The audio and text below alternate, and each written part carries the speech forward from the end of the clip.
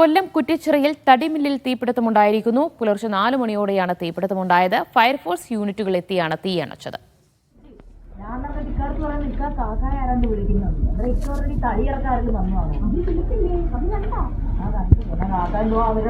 അങ്ങനെ ഞാനും അവനോട് ഓടി വരുമ്പോഴത്തേനും ഇവിടെ തീയാണ്ടൊരു ഷെഡിനകം കാണാനൊക്കാത്ത വിധത്തിൽ പോവുകയായി.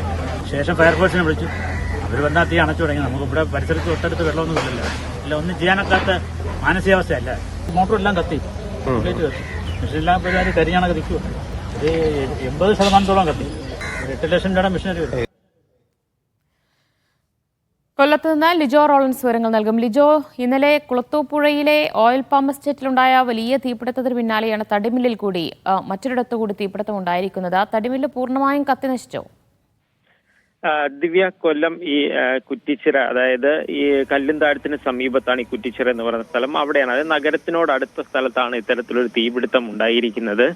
കഴിഞ്ഞ ദിവസം കുളത്തൂപ്പുഴയിലുണ്ടായത് അത് മനുഷ്യനിർമ്മിതമാണെന്നുള്ള കാര്യത്തിലൊക്കെ അന്വേഷണം നടക്കുന്നതേ ഉള്ളൂ. പക്ഷെ ഇവിടെ ഇപ്പോൾ ഉണ്ടായിരിക്കുന്ന എന്റെ വ്യക്തമായ കാരണം എന്താണെന്ന് കൃത്യമായി കണ്ടെത്താൻ കഴിയില്ല. ഒരുപക്ഷെ ഷോർട്ട് സർക്യൂട്ട് എന്താണെന്നുള്ള കാര്യം കൃത്യമായിട്ട് അറിയില്ല. ഏകദേശം 40 വർഷത്തോളമായി ഇവിടെ പ്രവർത്തിച്ചു വരുന്ന ഒരു തടിമില്ലാണ്. അപ്പോൾ പഴയ രീതിയിലുള്ള സംവിധാനങ്ങളാണോ എന്നുള്ള കാര്യത്തിലൊക്കെ വിദഗ്ധമായ പരിശോധനയാണ് നടത്തേണ്ടിയിരിക്കുന്നത്. എന്ത് തന്നെയാലും രാവിലെ 4 മണിയോടുകൂടെ നടക്കാനിറങ്ങിയ ആളുകളാണ്, അതായത് പ്രഭാത നടത്തത്തിനിറങ്ങിയ ആളുകളാണ് ഈ തീ ഉയരുന്നത് കണ്ടുകൊണ്ട് ഉടമ അതിന് സമീപത്താണ് താമസിച്ചിരുന്നത്. ഉടമ ഉടൻ തന്നെ വിവരം അറിയിക്കുകയും അവിടെ ആളുകളൊക്കെ ഓടിക്കൂടി അത് അണയ്ക്കാൻ ശ്രമിക്കുകയും ചെയ്തു. പക്ഷേ അല്പം വൈകി, അതായത് റെയിൽവേ ഗേറ്റ് ഉള്ളത് കൊണ്ട് അല്പം വൈകിയാണ് അവിടെ ഫയർ എഞ്ചിനുകൾക്ക് എത്താൻ കഴിഞ്ഞത്.